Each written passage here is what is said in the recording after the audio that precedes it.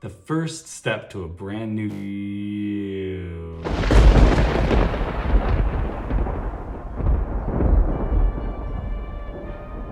Hello Skele Vaderites and friends of Skele Vader, thank you so much for being here.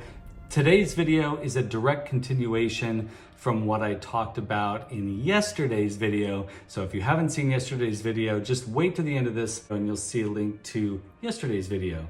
But today we're going to continue talking about the amazing action figures that I showed off yesterday that Aaron Davies sent me, the villains from the 1990 Swamp Thing cartoon television series, the UNMEN. I remember seeing these on the shelves in the 90s and not paying too much attention to them. I remember seeing a few cartoon episodes of the Swamp Thing when it was on TV. It was short-lived. I really don't remember much from it. But, you know, going to toy stores, exploring vintage stores, antique stores, and seeing some of these figures around, and then remembering having seen them on the shelves. And of course, I'm always searching on eBay for stuff, so seeing them on eBay, it really has gotten my interest sparked, and I've always been a fan of the Swamp Thing. In fact, the saga of the Swamp Thing, the Alan Moore series, I just absolutely loved when that came out, and I still think that's a spectacular comic series. But yeah, I didn't pay too close attention to the cartoon. But boy, those figures have certainly been on my mind lately. And it was like Aaron just knew. I don't know how Aaron knew. So what I talked about yesterday was these accessories that the figures came with that look like finger puppets. And in yesterday's video, I did refer to them as finger puppets. And Aaron messaged me right after I posted the video and said, hey, what about, I thought maybe you would talk about how that's their transforming action feature. And I was like, what? So all these years, I haven't seen them in package on shelves since I saw them in the 90s when they were new figures. So all these years seeing them in bins, I just never put two and two together. What is so great about collecting toys is that we can learn about IPs that we didn't know a lot about just by seeing something out there in the wild.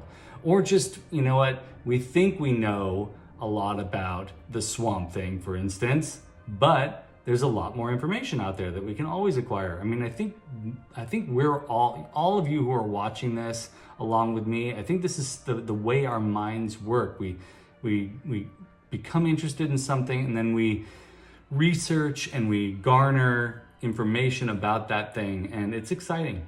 So guess what I did? After Aaron's message yesterday, I thought, man, I gotta do a follow-up video, so I did a little research online. So I watched that episode 1 of the Swamp Thing from the 1990s, the cartoon, and Anton Arcane, the main villain, by the end of the episode, no, it's okay if I spoil it for you, by the end of the episode, he gets mutated, and that's why he looks this way, but he starts off as sort of a handsome, evil guy.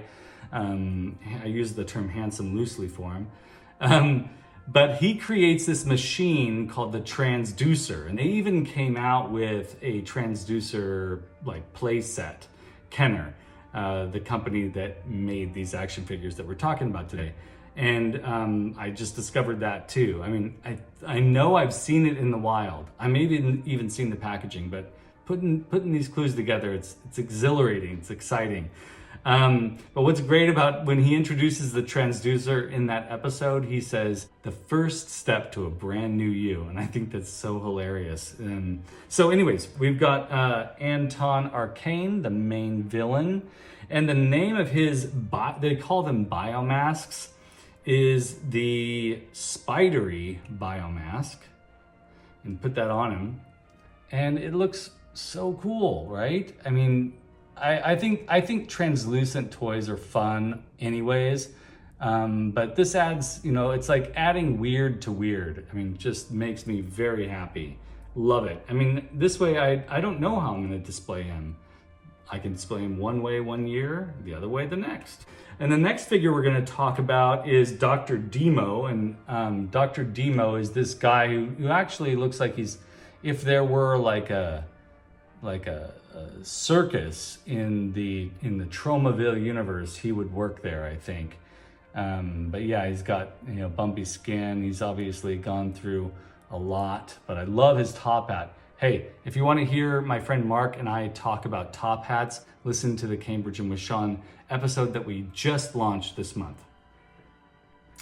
So yeah, this guy, and his biomask is the serpent biomask. And I mentioned it briefly yesterday that it kind of is reminiscent of the Masters of the Universe snake men, except for the insect aspect of this guy. This mask is in great shape. Very, very cool. Very, very cool. I mean, how do you display this? It's cool either way. And then this guy, I don't know, these last two, they're my favorites from the four. I mean, they're all cool. I love, like I said yesterday, yeah, I love the blue and orange. I love the gas mask. So creepy. These guys, by the way, none of these UNMEN, none of these villains look quite as scary on the cartoon as they do in action figure form. I love that. I really do love that about toys, is that they...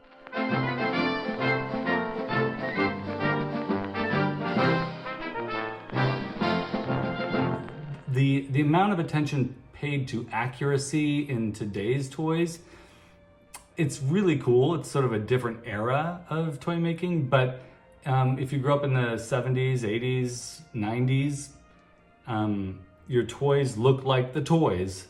They look like versions of the characters that you were familiar with, but they're definitely different, and I love that, actually. So his UNMEN transforming biomask is called Bug Sucker.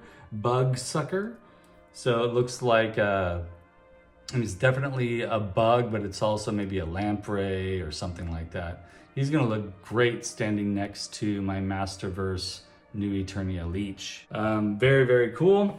And then I think this guy is quickly becoming my favorite. We've got Skin Man. His eyeballs, they glow in the dark, which is really cool. I love the scary whited out eyes. And his biomask is actually called Fang Bat. And he's very, very cool. Man, such great stuff. So in the comics, the UNMEN were more like humanoid monsters and mutated monsters. Very, very cool. But it's exciting in the cartoon that they turned these UNMEN into more unique characters. And as action figures, I far prefer the design standards.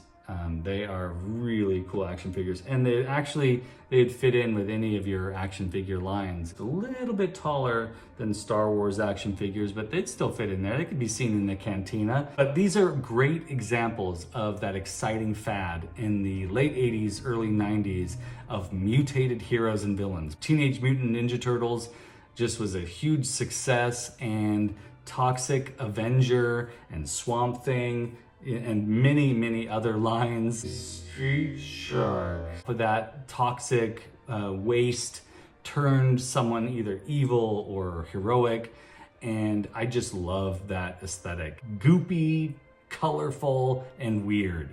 So, thank you all so much for enduring this follow-up video to what I started yesterday, talking about the UNMEN. I needed to give them a moment in the spotlight.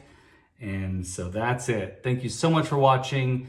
Get out there and pick up some UNMEN. In fact, right now on eBay, I'm looking at a 1990 Kenner Swamp Thing. So I might be adding a Swamp Thing to the collection a little bit later on, maybe toward the end of the month. We'll see. It's pretty reasonable.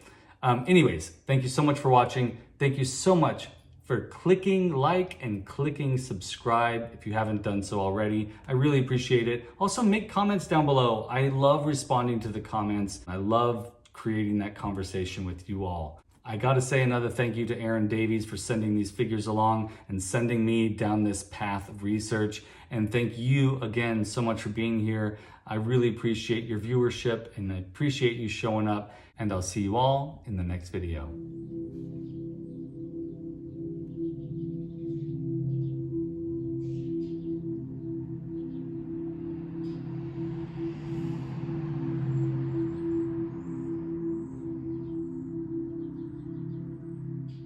You know, it's like adding weird to weird. I mean, just makes me very happy.